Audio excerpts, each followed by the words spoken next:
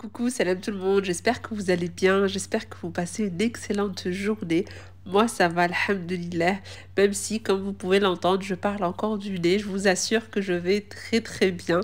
Alors, je dis ça parce que voilà, vous êtes très nombreuses à vous inquiéter, vous êtes très nombreuses à m'envoyer des messages, que ça soit ici sur YouTube ou sur Instagram. Voilà, vous me demandez si je vais bien et comment que ça se fait que je sois tout le temps enrhumée.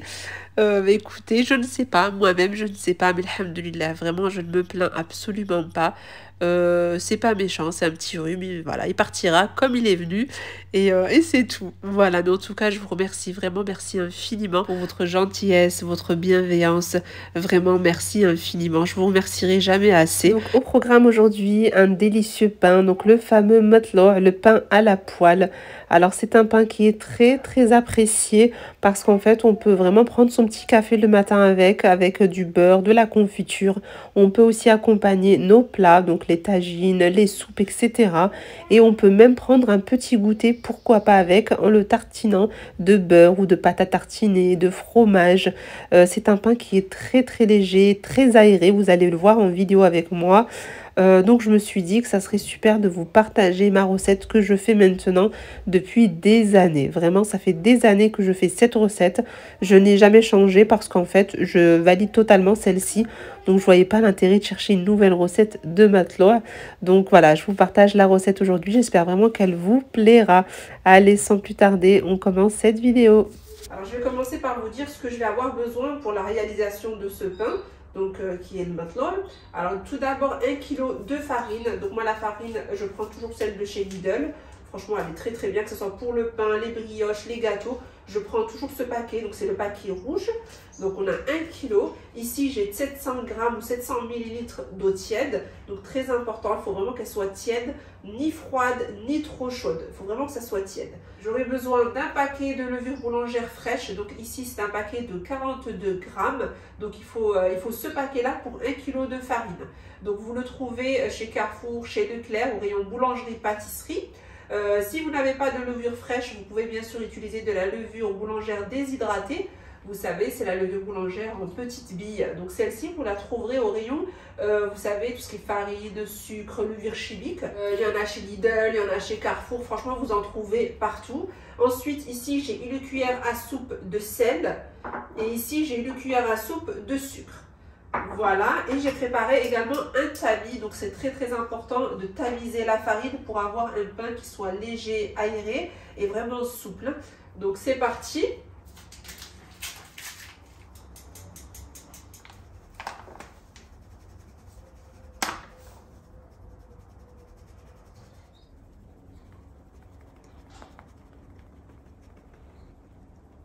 Donc ensuite je vais rajouter le sucre en poudre. Donc je mets le sucre d'un côté et j'ajoute le sel, mais de l'autre côté. On ne va pas les mettre ensemble. Et maintenant, je vais mettre la levure boulangère. Donc la levure boulangère, jamais sur le sel, on la met sur le sucre. Donc on commence par verser un petit peu d'eau sur la levure. On va la délayer un petit peu. Voilà, une fois que c'est bien délayé, on continue de verser l'eau petit à petit, tout en mélangeant. Concernant la quantité de farine, donc moi j'ai souhaité faire aujourd'hui 1 kg de farine pour obtenir 4 pains. Vous pourrez très bien diviser la recette par 2 ou par 3 sans aucun problème. Vous pourrez également réaliser ce pain au pétrin pour un gain de temps. Donc ici je vous ai dit qu'il fallait 700 ml ou 700 g d'eau tiède. Donc ça va être plus pour les personnes qui ont un petit peu de mal avec les pâtes qui sont trop légères, trop souples. Par contre, si vous êtes à l'aise avec ce genre de pâtes, si vous avez l'habitude de faire le pain, vous pouvez aller jusqu'à 850 ml d'eau tiède. Moi, j'aime bien quand le pain est très léger. Du coup, en général, j'en mets 800 à 850. Par contre, pour les débutantes, vraiment, arrêtez-vous à 700 ml. C'est très, très bien déjà.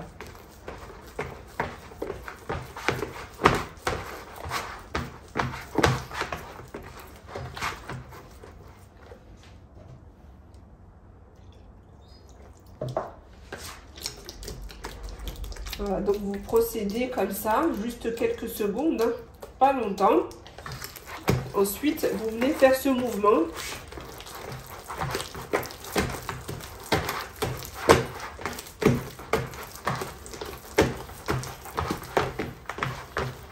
Donc maintenant, je m'arrête là. Je vais couvrir la pâte et je vais la laisser reposer 5 à 10 minutes et je vous retrouve tout à l'heure. Alors, on se retrouve 10 minutes plus tard. Donc ici, je précise que l'eau a refroidi entre-temps. Du coup, je l'ai repassé 10-15 secondes au micro-ondes. Là, je vous montre la pâte. On voit bien qu'elle s'est vraiment détendue pendant ces 10 minutes. Vous voyez un peu, son aspect déjà a beaucoup changé. Alors, je vais juste mouiller un petit peu mes mains. Donc là, on va y aller vraiment mollo-mollo avec l'eau. Et on refait le même mouvement que tout à l'heure. Je vous avais dit que c'était vraiment ce mouvement qui allait lui donner cet aspect vraiment très, très léger, aéré, avec des petites bulles à l'intérieur. Et là, on peut déjà apercevoir les petites bulles. Vous voyez? Regardez là.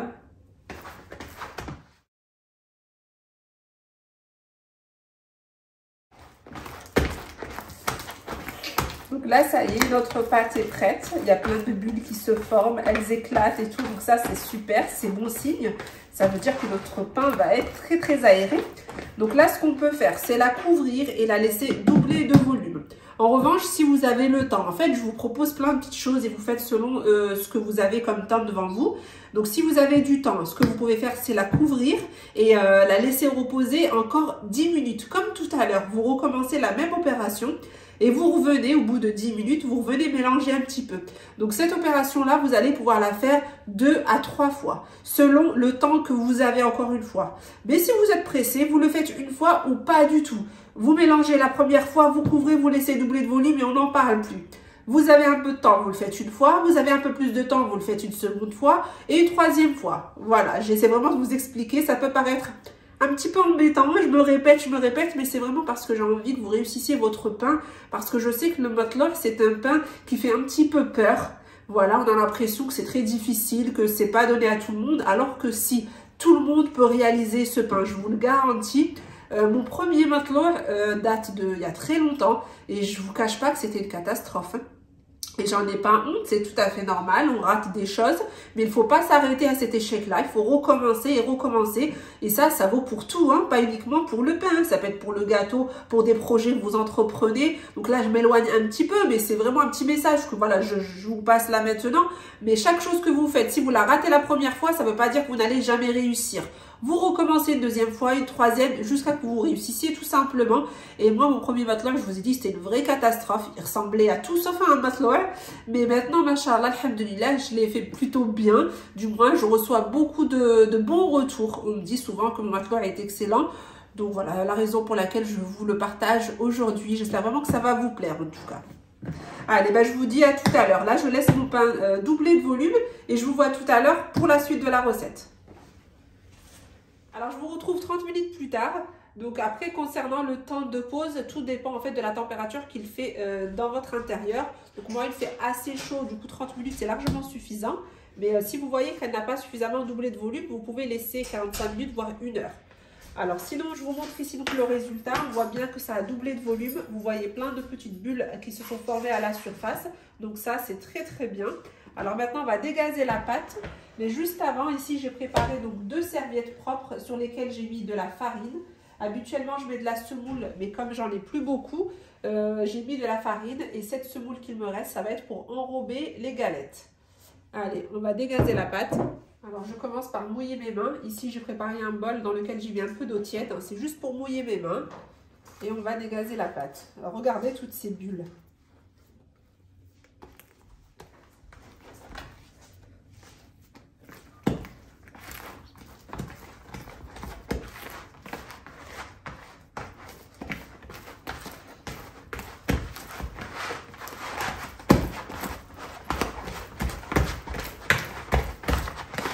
Là, j'ai mouillé mes mains et je vais commencer à couper ma pâte. Donc, je vais faire 4 galettes.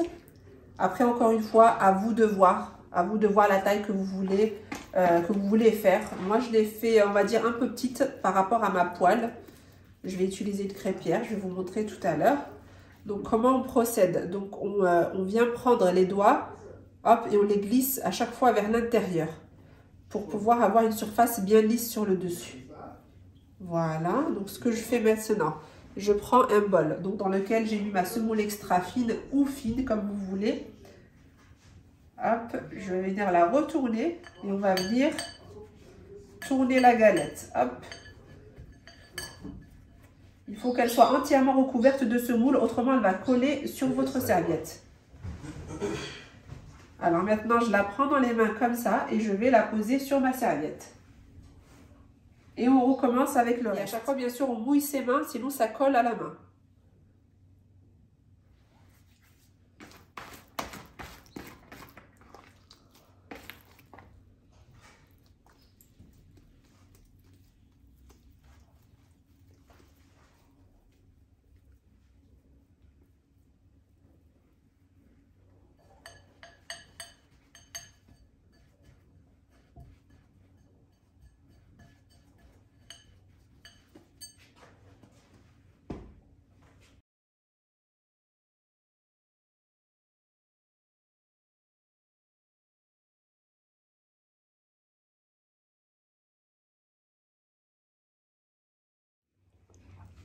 Alors maintenant qu'on a mis nos galettes sur le torchon, on va commencer à les aplatir. Si à certains endroits vous apercevez qu'il n'y a pas de semoule, alors je vous montre un exemple, regardez juste là, on voit qu'il n'y en a pas tellement. Donc si je touche, si j'essaie de les aplatir, c'est possible que ça me colle un petit peu au doigt. Donc là, moi je le sens que ça m'est collé un peu au doigt. Donc ce qu'on fait, c'est super simple, on vient juste saupoudrer cet endroit avec de la semoule. Voilà, et je vais pouvoir commencer à étaler. Et vous voyez toutes ces bulles, c'est magnifique.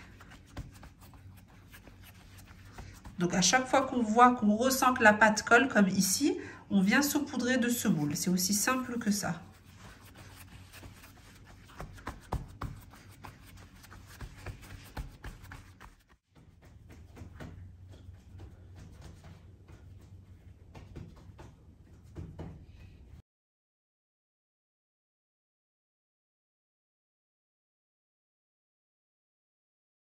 Donc on essaie d'aplatir quand même assez finement parce qu'en fait ça va encore gonfler, puis à la cuisson ça va encore plus gonfler.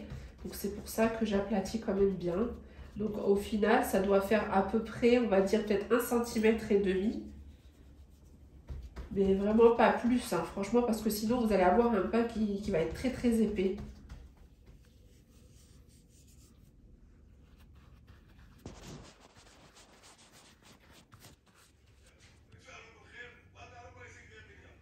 Alors maintenant, on va couvrir et on va les laisser gonfler. Je vous retrouve tout à l'heure pour la cuisson des matelots. Alors là, le pain a gonflé. Je vous montre un peu ce que ça donne. Voilà, ici j'ai une planche en fait perforée. Donc moi j'utilise ça pour le matelot en fait, parce qu'en fait l'excédent de semoule va pouvoir passer en fait à travers ces trous. Donc je trouve que c'est plus pratique. Ça évite que je mette trop de semoule sur la poêle. Autrement, si vous n'avez pas ce genre de planche à la maison, donc moi ça je l'ai ramené d'Algérie, mais si vous n'avez pas ce genre de planche, c'est pas très grave, hein, vous pouvez utiliser, je sais pas moi, une planche à découper en plastique que vous avez à la maison, vous pouvez directement la retourner sur la poêle, franchement faites avec ce que vous avez à la maison. Donc ce qu'on va faire, c'est qu'on va prendre en fait la serviette, vous allez voir c'est très très simple, ça peut paraître compliqué mais regardez. On va pousser tout ça. Alors je prends la serviette. Déjà il faut savoir que j'ai allumé la poêle. Hein. Voilà, je l'ai allumée. Elle est sur feu moyen. Et on va retourner le pain sur cette planche-là. Hop. Et voilà, comme ceci. Donc on va venir, hop, faire des petits mouvements circulaires comme ça. Et vous allez voir que tout va retomber en bas. Voilà. Et on va venir mettre la galette. On va la faire glisser en fait. Voilà, comme ceci. Après, préparez-vous à ce qu'il y ait de la semoule et de la farine partout. Le matelot en général, c'est comme ça. On en met de partout. Donc, j'attends 10 petites secondes et j'aplatis un petit peu le pain. Voilà, et moi, j'aime bien faire le petit trou au milieu comme ça. Et on va laisser cuire. De temps en temps, bien sûr, on vérifie la cuisson en dessous. Hein. Moi, je prends une petite maryse et je vérifie en dessous pour voir si c'est cuit et on retourne. Donc regardez, on aperçoit quand même que le pain est en train de gonfler. On voit plein de bulles se former.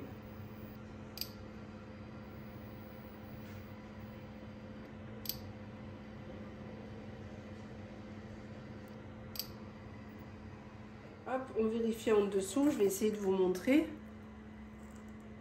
Vous voyez un peu? Voilà, moi je vais la laisser encore un tout petit peu. J'aime bien quand c'est un peu plus coloré. Mais si vous, vous voulez par exemple un pain qui soit pas trop coloré, vous pouvez la retourner à ce moment-là. N'attendez pas que ce soit vraiment bien doré. Hein. Faites bien sûr selon votre goût.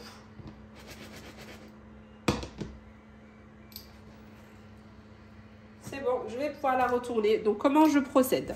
Je récupère ma planche de tout à l'heure. Je vais venir faire glisser le pain comme ça dessus. Je replace ma poêle dessus, comme ceci. Hop, et on retourne. Voilà, donc là, je ne touche pas au feu. Alors, quand on retourne la galette, vous allez voir votre galette. Si vous vous approchez un petit peu, vous allez voir le pain levé. On attend 10-15 secondes et on baisse le feu. Donc, tout à l'heure, il était à 7. Je vais le mettre à 6. Voilà. Moi, ce que je fais aussi, c'est de temps en temps, je tourne un peu, je bouge la galette comme ça. Comme ça, c'est bien cuit partout pareil.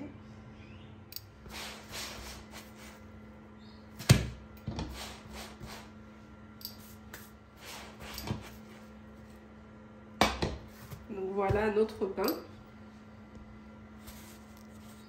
là c'est très chaud. Je vais le poser. Hop. Et on va faire la deuxième. Allez, c'est parti pour la deuxième.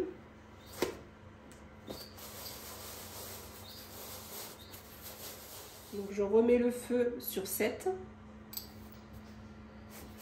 On glisse le pain. On attend 10 petites secondes et on aplatit un petit peu. Donc on y va mollo, hein. Il ne faut pas écraser les petites bulles, ça serait dommage. Voilà, j'attends un petit peu.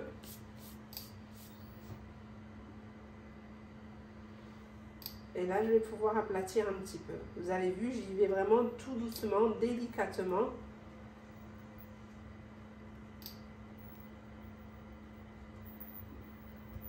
Et le petit trou au milieu. Et on laisse cuire.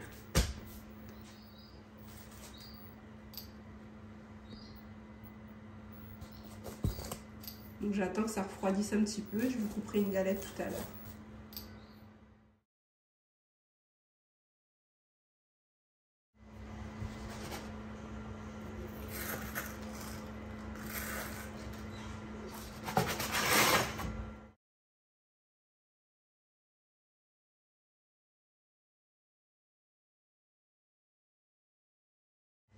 Et voici nos matloa qui sont cuits.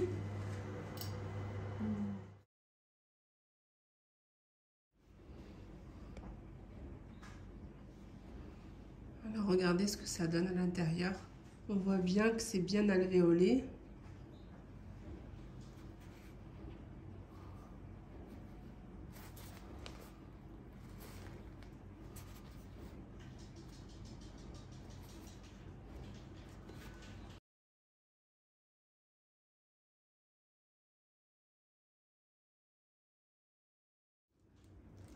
Donc voici notre pain matloa. J'espère vous avoir donné envie de réaliser la recette. Vous avez vu, hein, c'est pas bien compliqué. Il suffit juste d'avoir le bon dosage et les bonnes techniques. Et après, franchement, ça va tout seul. Voilà, concernant la conservation du pain, alors moi généralement je le mets au congélateur. Bien sûr, je le coupe toujours avant pour éviter en fait de décongeler toute une galette. Donc je le coupe en 2, voire en 4 et même en 8 parfois. Donc ça me fait 8 petites portions. Donc c'est très pratique pour le petit déjeuner par exemple. Donc supposons qu'il n'y en ait que 2 de mes filles qui veulent du pain, je sors 2 petites portions. Voilà, je trouve que c'est mieux que de décongeler une galette entière. Vous pouvez faire comme ça pour le mois de Ramadan. Ça peut être très intéressant dans le sens où vous ne serez pas obligé de faire du pain tous les jours. Voilà, ça prend quand même pas mal de temps.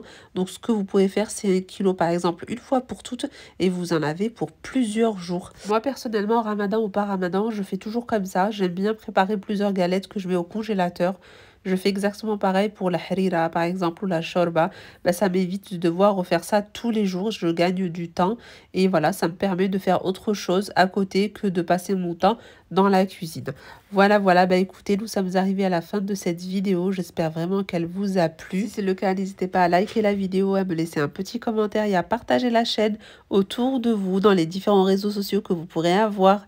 Je vous en remercie d'avance et je vous dis à très vite dans une nouvelle vidéo, Inch'Allah. Bye bye.